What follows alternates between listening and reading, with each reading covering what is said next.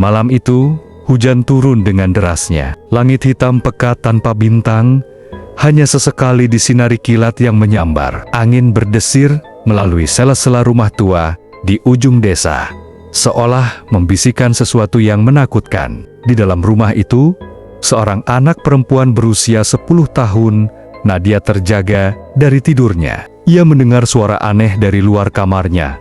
Krik-krik, seperti langkah kaki diseret. "Nenek," panggilnya pelan. Tidak ada jawaban. Dengan gemetar, Nadia membuka pintu kamarnya perlahan. Koridor gelap menyambutnya.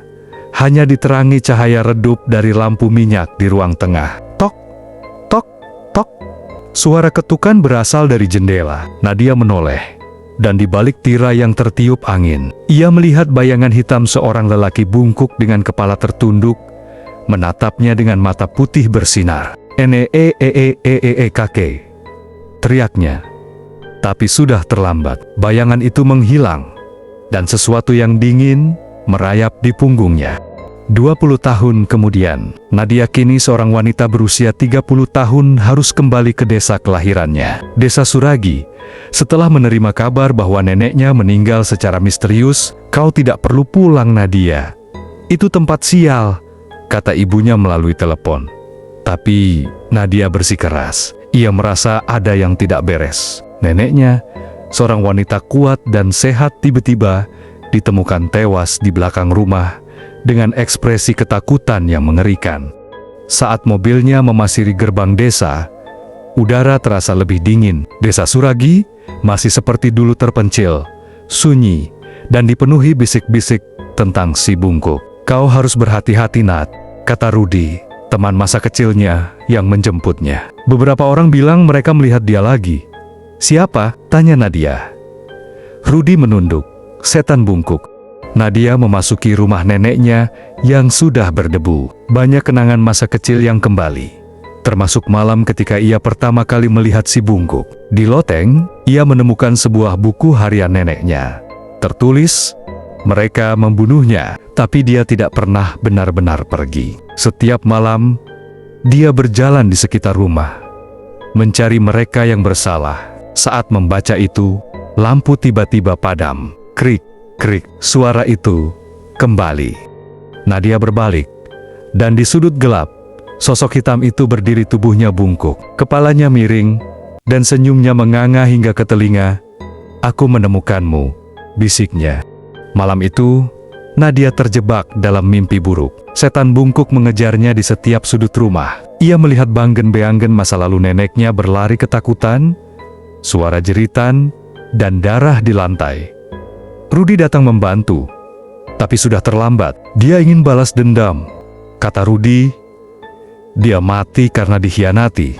Ternyata, puluhan tahun lalu, seorang pria, bungkuk seorang tunawisma, tak bersalah dibunuh oleh warga desa karena dituduh sebagai penyebab kemalangan. Sebelum meninggal, ia mengutuk mereka semua. Dan sekarang, dia kembali. Nadia menyadari satu-satunya cara menghentikan teror ini adalah dengan mengungkap kebenaran. Ia pergi ke kuburan tua di hutan, di mana jenazah si bungkuk dikuburkan secara tidak layak. Tapi, setan bungkuk sudah menunggu. "Kau salah satu dari mereka," suaranya bergema. Nadia menjatuhkan diri, menangis. "Aku minta maaf. Mereka salah. Tolong hentikan ini." Udara menjadi hening. Lama tak ada suara. Ketika Nadia membuka matanya, sosok itu sudah menghilang.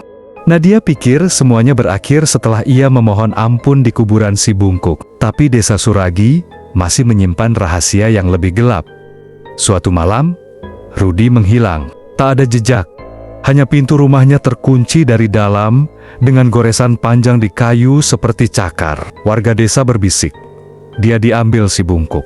Nadia tidak percaya. Ia menyusuri hutan di belakang rumah Rudi, dan di antara semak belukar, ia menemukan sebuah sumur tua yang tertutup papan. Dan dari dalam sumur itu, terdengar suara Rudi memanggil namanya.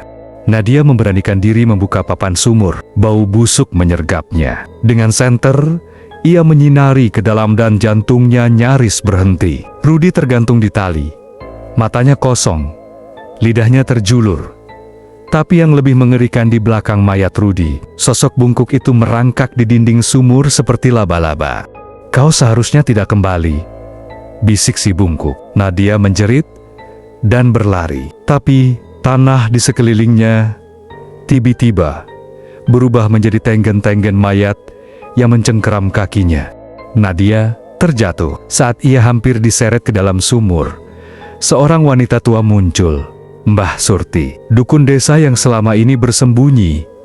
Dia tidak akan berhenti sampai semua orang yang terlibat dalam kematiannya musnah, teriak Mbah Surti sambil melemparkan garam ke arah si bungkuk.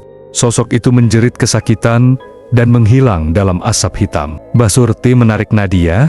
"Kau harus cari barang yang dirampas dari si bungkuk dulu, kalung emasnya. Itu yang membuat arwahnya gentayangan." Nadia menyadari neneknya mungkin menyimpan kalung itu. Ia kembali ke rumah tua dan menggali lantai gudang tempat neneknya sering bersemedi. Dan benar, sebuah kotak kayu berisi kalung emas dengan liontin berbentuk ular terkubur di sana. Tapi saat Nadia menyentuhnya, bayangan-bayangan berbisik, "Kembalikan pada kami." Si bungkuk tiba-tiba muncul di depannya. Wajahnya mulai membusuk, gigi-giginya panjang dan tajam. "Aku menginginkannya kembali." Nadia dan Mbah Surti melakukan ritual di kuburan si bungkuk. Mereka mengubur kalung itu di pusaranya, sambil membakar kemenyan dan membaca mantra. Angin berhembus kencang, suara jeritan memenuhi udara, dan tiba-tiba segala sesuatu menjadi sunyi. Mbah Surti tersenyum lelah. Sudah selesai. Nadia meninggalkan desa Suragi untuk terakhir kalinya. Tapi di tengah perjalanan, ia melihat bayangan bungkuk di kaca spion mobilnya. Dan ketika ia sampai di kota, kalung emas itu ada di tasnya, padahal ia sudah menguburkannya. Si bungkuk belum benar-benar pergi. Dan kini, dia mengikutinya. Apa Nadia akan selamat, ataukah si bungkuk akan terus memburunya sampai ke kota? Setelah kejadian di kuburan, Nadia yakin semuanya berakhir. Tapi ketika ia memeriksa rekaman kamera keamanan di rumah neneknya, sesuatu yang mengerikan terlihat dalam rekaman itu. Nadia terlihat berbicara sendiri, berlari ketakutan dari tidak ada apa-apa. Tidak ada sosok bungkuk, tidak ada tangan mayat. Hanya Nadia berteriak histeris kepada udara kosong. Mbah Surti datang dengan wajah pucat. "Nadia, kau harus tahu sesuatu." Dia mengeluarkan surat lama dari nenek Nadia. "Aku menyembunyikan kebenaran darimu. Ibumu tidak kabur dari desa, dia dikurung di rumah sakit jiwa setelah melihat si bungkuk yang sebenarnya tidak pernah ada. Si bungkuk adalah ilusi. Kutukan itu hanyalah penyakit turunan kegilaan yang menyerang wanita di keluarga Nadia. Kalung emas itu ternyata bukan milik si bungkuk, tapi milik nenek buyut Nadia, seorang wanita yang diasingkan karena membunuh anaknya sendiri dalam keadaan halusinasi. Logam kalung itu mengandung raksa tinggi penyebab kerusakan otak dan halusinasi. Setiap wanita yang memakainya akan melihat si bungkuk. Dan sekarang Nadia telah menyentuhnya. Di kamar hotel, Nadia melihat bayangan di cermin. Wajahnya sendiri yang perlahan berubah gigi menjadi panjang, punggung membungkuk, mata menghitam. "Kau pikir aku hantu?" bisik bayangannya. "Aku adalah kau," teriak Nadia memenuhi koridor. Esok paginya, kamarnya ditemukan kosong. Hanya kalung emas tergantung di kaca, dan cermin yang retak membentuk tulisan darah.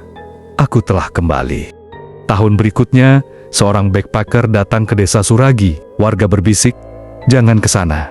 Itu rumah keluarga terkutuk." Tapi di malam hari, ia mendengar suara langkah diseret, dan di jendela, seorang wanita bungkuk dengan senyum lebar menatapnya.